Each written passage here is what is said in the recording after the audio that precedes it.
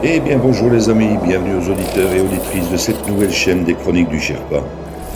Comme vous allez le comprendre ici, nous allons faire non pas un retour vers le futur, mais bien un retour vers le passé, telle la machine du projet Looking Glass, afin de reprendre les événements en 2020 pour remonter l'actualité vers 2025. Je vous invite à me suivre au travers de mes très nombreuses analyses de situation qui ont rythmé ces dernières années au gré d'une multitude de sujets clivants concernant le plan divin et christique de l'Alliance et de la communication militaire Q. Du nouvel ordre mondial mort-né au nouveau monde et à l'âge d'or qui se profile à l'horizon, vous comprendrez un peu mieux ce plan militaire américain au travers de plus de 155 analyses écrites en temps réel et éditées en podcast par une très belle équipe d'âmes éveillées. Pensez à vous abonner à la chaîne et cliquez sur le pouce si vous en appréciez le travail. Merci à toute l'équipe Z qui œuvre sans compter ses heures pour offrir ces infos à l'humanité. Bonne écoute à tous et à toutes.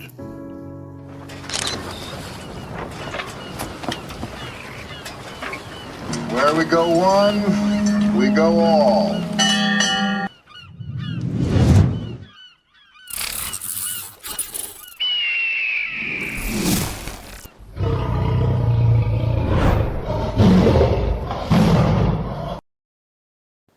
Analyse du 13 avril 2022, Thierry Pirlot, Sherpa One.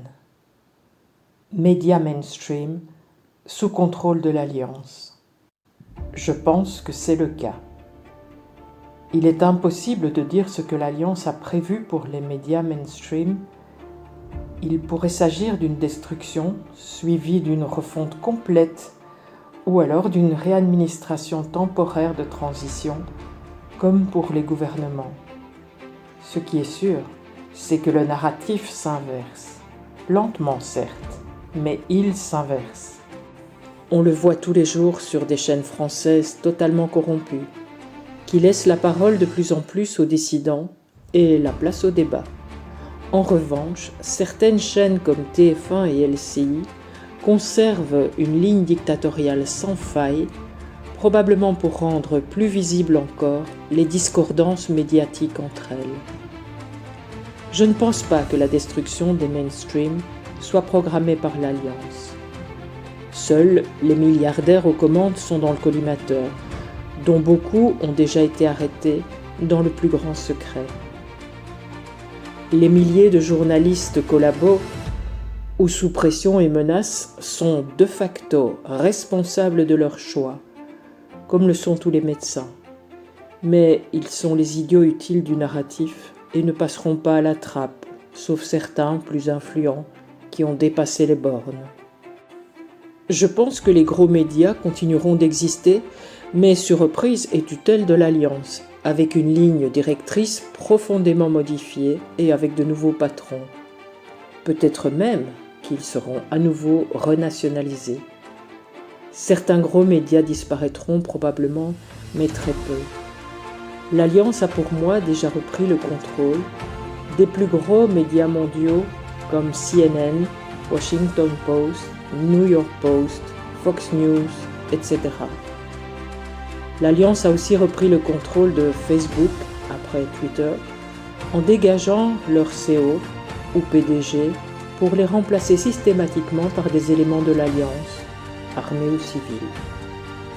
Ces médias et réseaux sociaux ne sont que le sommet de l'iceberg mondialiste.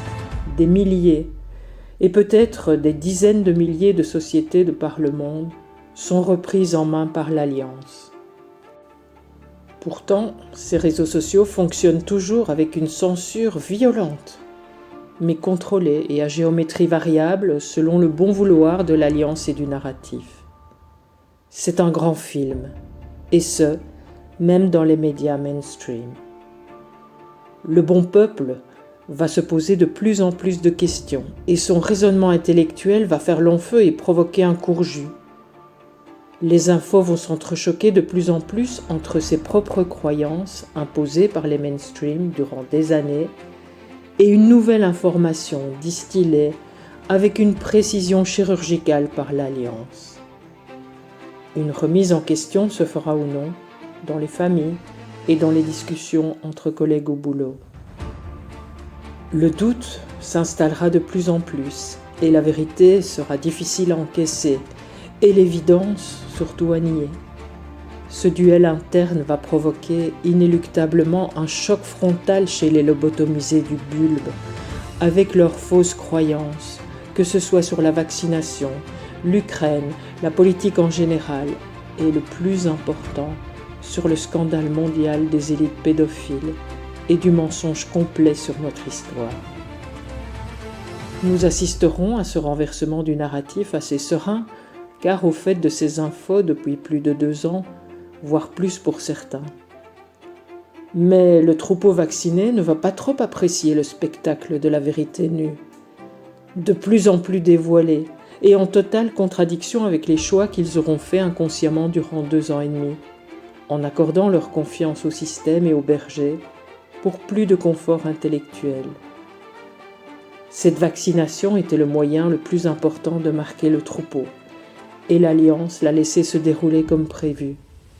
Car lorsque celui-ci prendra conscience de son erreur, il ne pourra plus nier sa participation, à un moment ou à un autre, à cette guerre contre les peuples.